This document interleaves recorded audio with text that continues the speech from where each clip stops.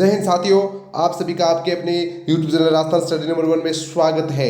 आज है हम आपके सामने लाए हैं रीट स्पेशल के लिए जनरल साइंस जो आएगी आप में रीट में कोशिका संरचना एवं कार्य।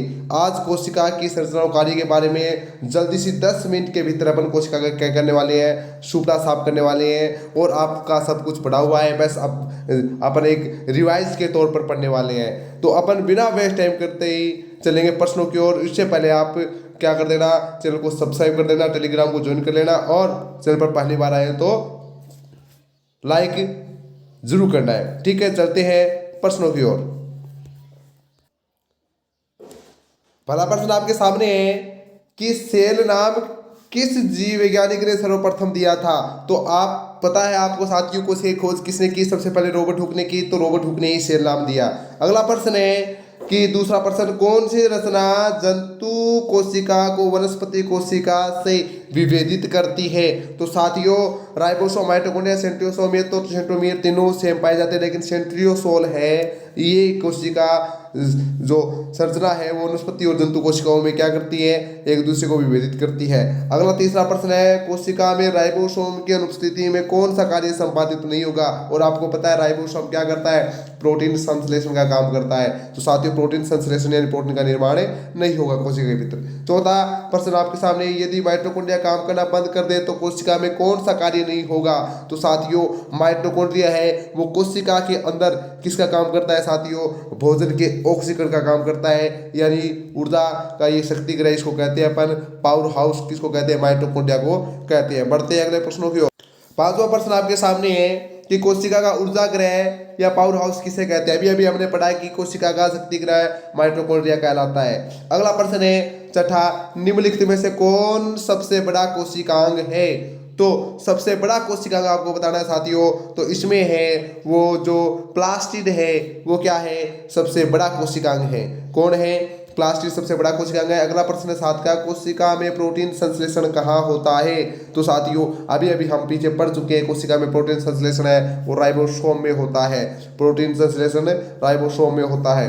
आठवां प्रश्न है, पादप कोशिका का सबसे भारी आवरण कहलाता है। तो पादप कोशिका का सबसे भारी आवरण कोशिका भित्ति कहलाता है साथियों, ये आपको ध्यान में रखना है। बढ़ते हैं अगले प्रश्नों। नेक्स्ट प्रश्न, नौवां प्रश्न आपके सामने है कि कोशिका को एक निश्चित रूप प्रदान करती है। तो निश्चित रूप कौन प्रदान करता है, कोशिका को कोशिका भित्ति निश्चित रूप प्रदान करती है, जो सिर्फ पादप कोशिकाओं में पाई जाती है, जंतु कोशिकाओं में ये नहीं पाई जाती है। अगला 10 का प्रश्न है कि कोशिका द्रव्य में उपस्थित महीन साकित झिल्लीदार और अनियमित नलियों का घना जाल कहलाता है। बताओ साथियों क्या कहलाता है। तो इसका आंसर डी ऑप्शन राइट होगा, अंतःपरद्रव्यी जालिका है वो महीन साकित झिल्लीदार अनियमित नलिकाओं से बनी संरचना होती है। 11 का प्रश्न आपके सामने है, प्रोटीन निर्माण का सक्रिय स्थल क्या है। तो ये 4 बार प्रश्न आ चुका है, प्रोटीन निर्माण है वो राइबोसोम में होता है, राइबोसोम में होता है। अगला प्रश्न है 12 का आपके सामने, कौन सा कोशिका केवल पादप कोशिका में पाया जाता है। तो केवल पादप कोशिका में कौन सा कोशिका पाया जाता है साथियों, पादप कोशिका भित्ति पाई जाती है, बिल्कुल प्लवक पाए जाते हैं, क्लोरोप्लास्ट और इकाई, तीनों ही मतलब उपयुक्त सभी सारे के सारे पदार्थ हैं वो पादप कोशिका में पाए जाते हैं और इसका ऑप्शन डी राइट होगा। बढ़ते हैं नेक्स्ट प्रश्नों की ओर। 13 का प्रश्न आपके सामने है, कोशिकीय श्वसन का सक्रिय स्थल है। तो कोशिकीय श्वसन का सक्रिय स्थल साथियों माइटोकॉन्ड्रिया ही है। आवरणीय लवक मुख्यतः पाए जाते हैं। तो आवरणीय लवक ल्यूकोप्लास्ट वो जड़ों में पाए जाते हैं साथियों, पादप की जड़ों में पाए जाते हैं। 15 का प्रश्न आपके सामने है, फूलों और बीजों को विभिन्न प्रकार के आकर्षक रंग प्रदान करते हैं। तो साथियों क्रोमोप्लास्ट है वो फूलों और बीजों को क्या करते हैं, आकर्षक रंग प्रदान करते हैं, क्रोमोप्लास्ट। ठीक है, अगला ल्यूकोप्लास्ट क्या करता है, आवरणीय लवक है ये कोई कलर नहीं देता, जो जड़ों में पाया जाता है। ठीक है, बात करते हैं किसकी, 16 प्रश्न के, पत्तियों को हरा रंग प्रदान करता है। तो पत्तियों को हरा रंग प्रदान कौन करता है साथियों, option B is the right answer, chloroplast के कारण है। क्लोरोप्लास्ट में क्लोरोफिल होता है जिसके कारण पत्तियां हरी होती है। अगला 17 प्रश्न है, कोशिका की आत्म हत्या की थैली किसे कहते हैं। तो आत्म हत्या की थैली साथियों लाइसोसोम कहलाता है, आत्म हत्या की थैली लाइसोसोम कहलाता है। बहुत ही अच्छे शानदार प्रश्न एग्जाम में आने वाले प्रश्न है और आए हुए एग्जाम में ये सारे के सारे। तो आप क्लास को लाइक शेयर एंड चैनल को सब्सक्राइब जरूर कर देना। बढ़ते हैं नेक्स्ट प्रश्नों की ओर। 18% आपके सामने है। लाइसोसोम में पाया जाने वाला वह एंजाइम जिसमें जीवद्रव्यों को घुला देने या नष्ट करने देने की क्षमता होती है कहलाता है। तो लाइसोसोम में हाइड्रोलाइटिक एंजाइम पाए जाते हैं जो नष्ट कर देते हैं जीवद्रव्यों को। अगला प्रश्न है 80% से अधिक सेल कोशिका में पाए जाने वाला पदार्थ है, तो 80% है वो जल पाया जाता है कोशिका के अंदर साथियों। अगला प्रश्न है 20 का, निम्नलिखित में से किसने यह मूल अवधारणा प्रस्तुत की थी कि सभी जीव कोशिकाओं के बने होते हैं? तो साथियों किस किस ने बताया था? स्लाइडर ने बताया था और स्वान ने बताया था, यानी 2 और 4। ऑप्शन डी आपका क्या होगा? राइट आंसर होगा। ठीक है, बढ़ते हैं नेक्स्ट प्रश्नों की ओर। अगला प्रश्न आपके सामने है किसकी उपस्थिति के कारण पादप कोशिका और पशु कोशिका में यानी जंतु कोशिका में अंतर पाया जाता है साथियों? तो आपको दिख रहा है क्लोरोप्लास्ट, कोशिका भित्ति, कोशिका कला के अंदर की देखो साथियों इसमें क्लोरोप्लास्ट भी दे रखा है, कोशिका भित्ति ऑप्शन, यानी दोनों ही ऑप्शन क्या है?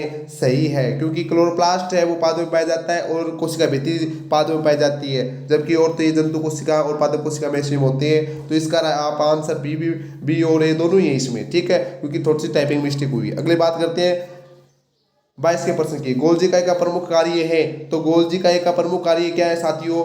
22 का प्रश्न आपके सामने। तो गोल्जी इकाई का प्रमुख कार्य है वो ऑप्शन तो माइटोकॉन्ड्रिया का है। ठीक है, पाचक रस उत्पन्न करना है, स्रावी इसका काम है। गोल्जी इकाई का काम है स्रावी।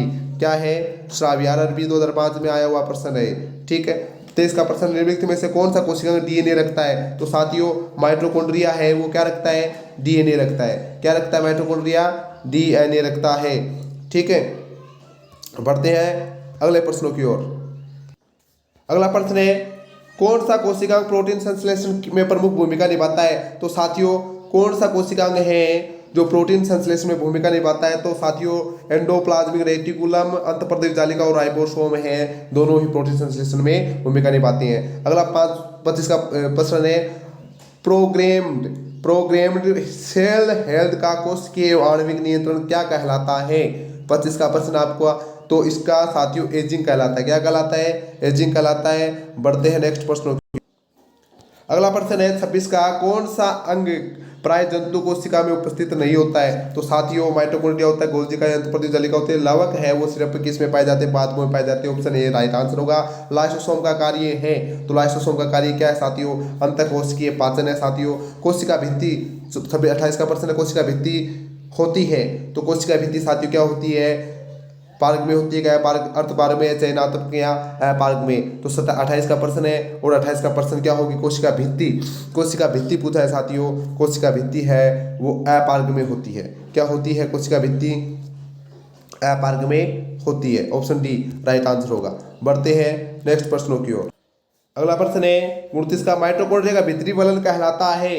तो भीतरी वलन क्रिस्टी कहलाता है माइटोकॉन्ड्रिया का, आपने पढ़ा होगा। 30 का प्रश्न है माइटोकॉन्ड्रिया किसमें अनुपस्थित होता है? तो माइटोकॉन्ड्रिया है वो किसमें उपस्थित होता है साथियों? अनुपस्थित जीवाणु में होता है माइटोकॉन्ड्रिया। ठीक है, अगला प्रश्न है साथियों 31 का प्रश्न कि जीवद्रव्य प्रोटोप्लाज्म शब्द का प्रयोग सर्वप्रथम किसने किया था? तो प्रोटोप्लाज्म का प्रयोग सर्वप्रथम पुरकिंजी ने किया था। अगला प्रश्न 32 का, जीवद्रव्य जीवन का भौतिक आधार है, यह कथन किसका है? जीवद्रव्य जीवन का भौतिक आधार है, ये कथन है हेक्सले का है साथियों, हेक्सले का है। बढ़ते हैं नेक्स्ट प्रश्नों की ओर। अगला प्रश्न है बहुत ही शानदार प्रश्न है, डीएनए के द्विवी हेलिक्स प्रारूप को पहली बार किसने प्रतिपादित किया था साथियों? वाटसन और क्रिक ने डीएनए की द्विवी कुंडली संरचना बताई थी। 34 का प्रश्न है न्यूक्लियस की खोज सर्वप्रथम किसने की थी? तो साथियों न्यूक्लियस की खोज है वो ब्राउन ने की थी, यानी केंद्र की खोज किसने की थी? रॉबर्ट ब्राउन ने की थी। अगला 35 का प्रश्न है कोशिका की क्रियात्मक गतिविधियां नियंत्रित होती है केंद्रक द्वारा, केंद्रक द्वारा ही क्या करता है? केंद्रक ही नियंत्रण करता है। तो नियंत्रण अंग क्या है? कोशिका का केंद्रक है। 36 का प्रश्न आपके सामने साथियों गुणसूत्र शब्द प्रदान किया था, गुणसूत्र शब्द है वो वाल्डेन ने प्रदान किया था। वाल्डेन ने क्या किया था? गुणसूत्र शब्द दिया था। अगला है 37 का प्रश्न आपके सामने है कि अंतःप्रदेश जालक की खोज किसने की थी? तो पोल्टर ने इसकी खोज की थी साथियों। अगला प्रश्न है 38 का, इलेक्ट्रॉन सूक्ष्मदर्शी खोज किसने की थी? तो इलेक्ट्रॉन सूक्ष्मदर्शी खोज नोल और नरस्का ने की थी। बात करते हैं 39 प्रश्न की, वास्तविक केंद्रक किसमें अनुपस्थित होता है? तो जीवाणुओं में क्या होता है साथियों? वास्तविक केंद्रक है वो अनुपस्थित होता है।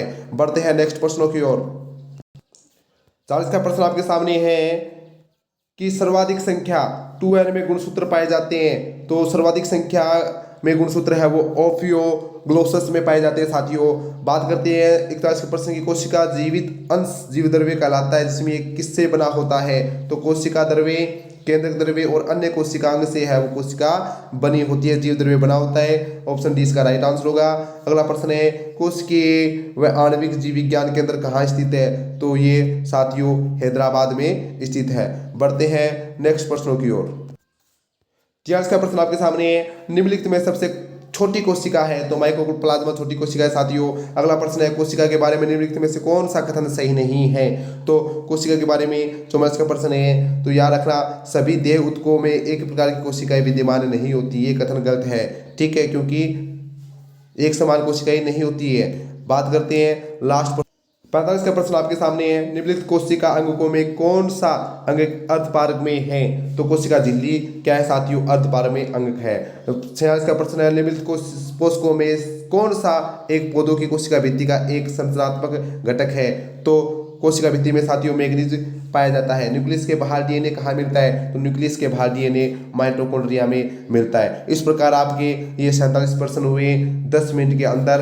तो ये प्रश्न बहुत ही इंपॉर्टेंट है और एग्जाम में आने की पूरी संभावना है। तो साथियों इनका एक बार रिवीजन जरूर करना। ठीक है, आपको क्लास अच्छी लगी तो लाइक शेयर एंड सब्सक्राइब जरूर करना चैनल को। जय हिंद, जय भारत।